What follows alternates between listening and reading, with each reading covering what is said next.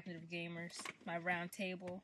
So, I'm Jay, as you know, from Games on Smash, and I guess we can start off with introductions of my special guest here. It's the Solespring! Solespring, ladies and gentlemen, coming to you as a guest of JaeKuro cabinet. No, it's not cabinet. JaeKuro from GamesOnSmash.com. It is a pleasure to be here on the radio broadcast. No, this ain't radio. This is 2011, baby. Radio anymore, man. Where are you? We podcast now, man. Podcast it up. But, okay, so what are delightful topics? Well, our topics will be the lack of storylines in most video games this generation, because all of them are overtaken by multiplayer all the time. And they're not bad. It's just multiplayer. Yeah, multiplayer. That's multiplayer. I'm Southern. Leave me alone. Okay. But the overtake of multiplayer and the overrun of zombie games. But first of all, what we always do in Games on Smash, what have you been playing, Solespring? I've been playing homework, really. But other than that, I've been playing what I've been getting into. Of course, I'm going over that classic Mass Effect 2, preparing myself for Mass Effect 3. But mostly been chilling with like NBA 2K11, shooting some hoops, getting my behind handed to me online, and getting shot on Black Ops multiplayer. That's what about yourself? That's all good. It's your cup of tea, but mine's been on Brotherhood a lot. Go stab it up, and pretty much in the same thing as Solespring, getting owned on Black Ops every day of my life. But I think you get a kill during your matches. I don't. There's a kill, but there's not enough to actually. You know how I get my kill? By a random grenade. You know how when you just wake up and be like, I only got one grenade, and pretty sure by the time I get ready to throw it at somebody, I'm gonna get shot. So you just wake up and launch one. Just go with what you know. And that's how I get my kills on. And yes, for all of you out there that's pissed, I'm the guy that throws the random grenade and it blows up. Thank you for not running away. And to combat that, I am the girl who runs into that grenade. Just to establish a known standard of gaming in this area. Then I should play with you more. But on to our first topic, which is lack of story in lots of games. And before anyone asks, this is strictly from the perspective of an Xbox player. I don't have a PS3, so I cannot give my opinion on that. So yeah. But what do you think about that, Solespring? How do you feel on that? I feel personally, I think that with the advent of the internet, can I get educated a little bit? With the advent of the internet and the speeds going up to 1 gigabyte per second, feel free to get a dictionary. 1 kilowatt per second. 1,000 Negro watts. But with the advent of the high-speed internet, everybody having it, it seems like gamers have, not gamers, but game companies have tailored a lot of the games to go towards multiplayer, which is all well and good because it's good to get on there, hand somebody they behind, or somebody hand you your behind in a platter, get your achievements whatsoever. But I'm missing, it's not enough games that's coming out with an element of story, or as a guy that I work with calls it lore. Those guys, the WoW freaks. The Dungeons and Dragons. We love you guys, but you know that guy. Yes. You're always that guy. The guy that spends $150 on a board game. We love you though.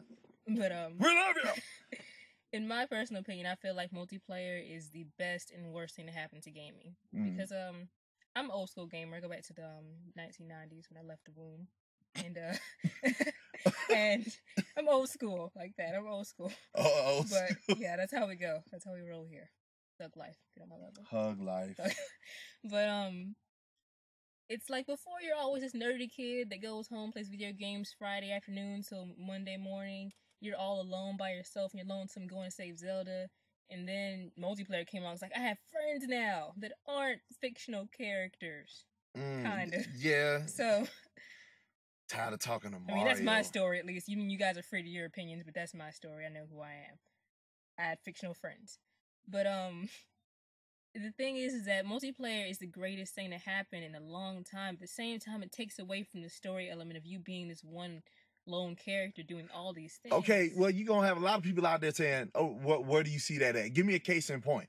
Like, where has multiplayer kind of been the forefront and where the gameplay and the story, it was there, but you can tell they didn't focus on it? Black Ops. Black Ops. Straight up.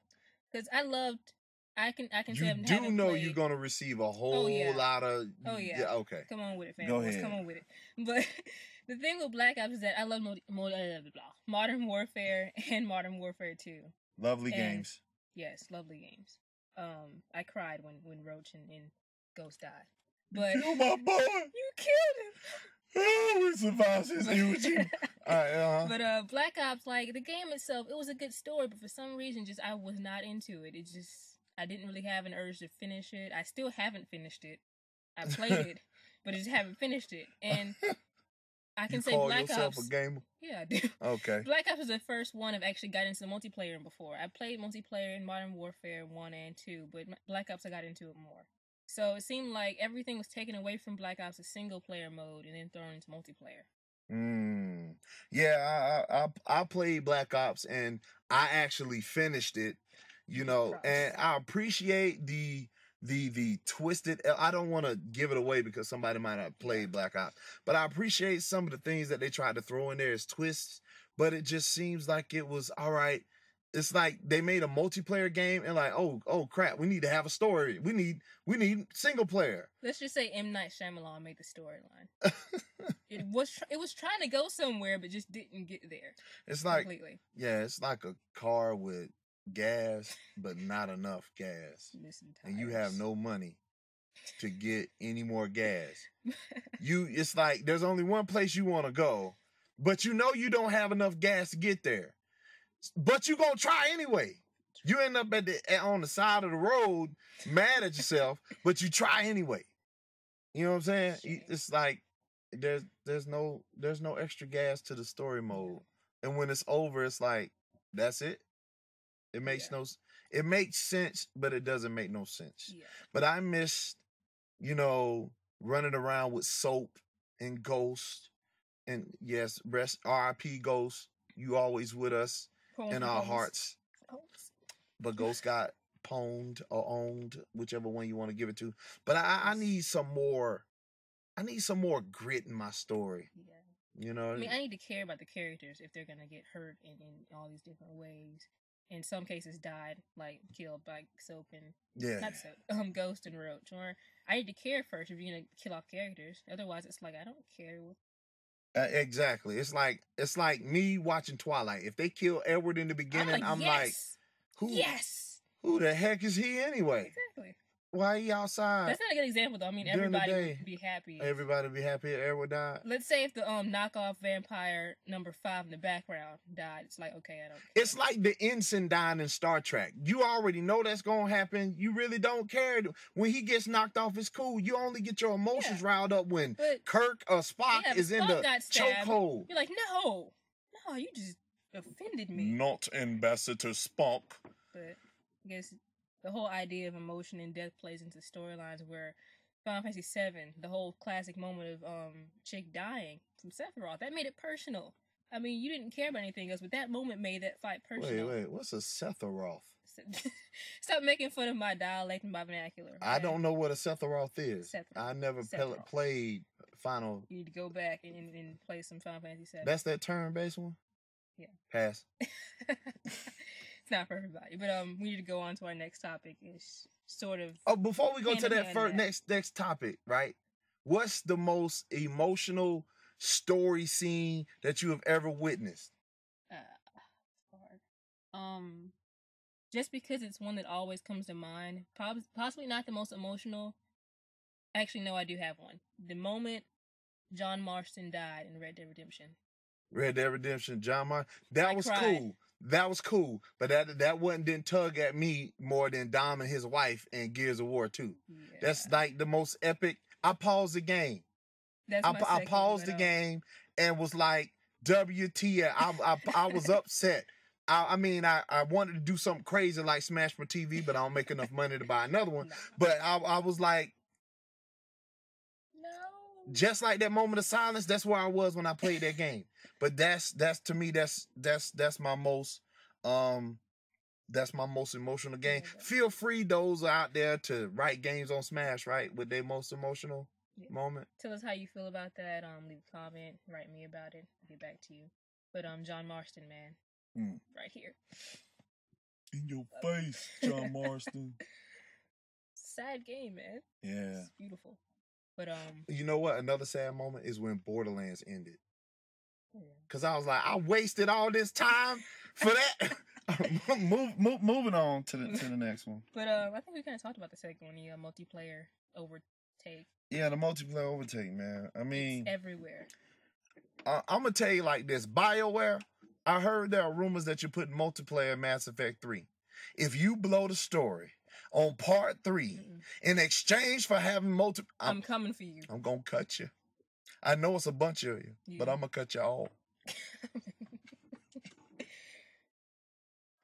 Yeah, but it's just so many games out there have been just cutting up their stories for multiplayer, and multiplayer is everywhere in all these games nowadays, where the story is falling so flat because of it.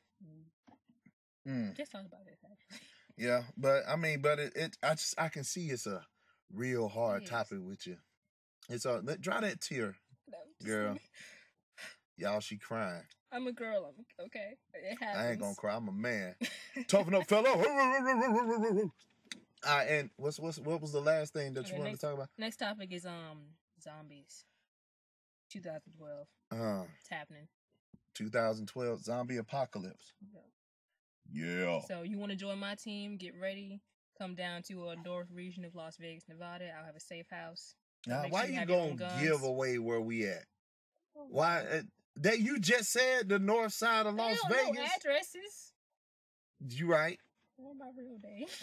Or your real name. We have aliases. Which is Tamara, by the way.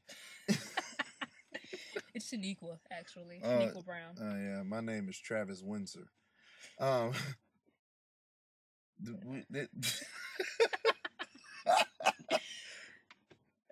you feel about that, Travis? How you?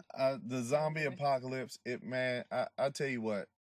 I didn't play Dead Space, and I didn't play Dead Space 2, but I saw the different ways you can die, and I'm like, if those are the type of zombies we're gonna be facing in the apocalypse, we're done. Shoot myself. We're done. It's over with. Please shoot me. It's done. I mean, exploding babies and all that crazy mess. But my question is, why do you think that we've had this resurgence in zombie games and movies? I don't know, really. Because I don't know where it came from, but I think with the first zombie modes in Call of Duty World at War, I think kind of relaunched the whole idea. Because after that moment, I mean, it could have been before, but after that moment, I saw a huge influx in zombies everywhere. Like movies, more video games had, and then Plants and Zombies came out of nowhere, and then all this craziness. I think the switch of it, like movies like Shaun of the Dead, and that one that had Woody Harrelson in it, they were the comedy type zombie movies. Zombieland. I think they kind of gave it a little fresh take. Like, yeah, it gave it a newer feel to it. Like that game Dead Rising. That's the one where you can make weapons out of chainsaws and kicking people in the ankle with a belt buckle, all kind of stuff. And the other one, Left 4 Dead. I think Left 4 Dead did a lot for it to bring it back. Left 4 Dead is like, by the way, just I feel like that is the like epitome of zombie games. Just that right there is perfect zombie game to me. Like, I love zombie modes in all games. I do.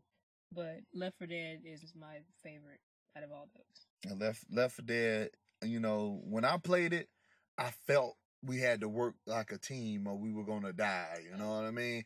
And to me, that's what multiplayer is about. You know what I'm saying? Teamwork to the fullest. But I just felt that was I thought, see, the game is so good, I'm slobbing. That's how good Left 4 Dead was. But let's go into that's it, man. That's it. Much for Is us. that it? Yeah. That's pretty much it for this go round. It's a little sampling of our round table, I guess. It's we only got 2 people, but it's all right. King Arthur started out with just Lancelot and a bucket of chicken, and they made it work. Coming on next next year. Who? Sir Robin. He gets his little. Holy Brave Sir Robin. I love Monty Python and Holy Grail. One of my favorite movies. One of my favorite comedies. It's the best movie ever. Well, it's been fun being on your podcast. I'm honored because this is like the first one that Jay's done, and I got to be the guest. I'm hoping that I could be the guest next time. I'm hoping I could be all of them. I don't know. Maybe not. This water that you gave me is good though. It's that's fresh Irish spring water from downtown. That's how she rolls, y'all. Yeah. This lady is class all the way. Irish spring water in a red cup. Yeah, you know how that rolls. It tastes like fire. Well, thanks for being on this Games on Smash podcast. I am the Solespring, and the host is JaeKuro. If you guys want to learn more about me, go check out gamesonsmash.com. Check out my writing. And as well, feel free to add me on Xbox Live. Let's talk, game it up. Probably shoot me in a couple rounds of Call of Duty. Whatever you feel you want to do. And if you would like to play with me, I am Solespring. That is SOLESPRING. I'm not that good at games, but I love to have fun. And I won't quit on you, so your rating won't go down. That's all I got. We out of here. Peace.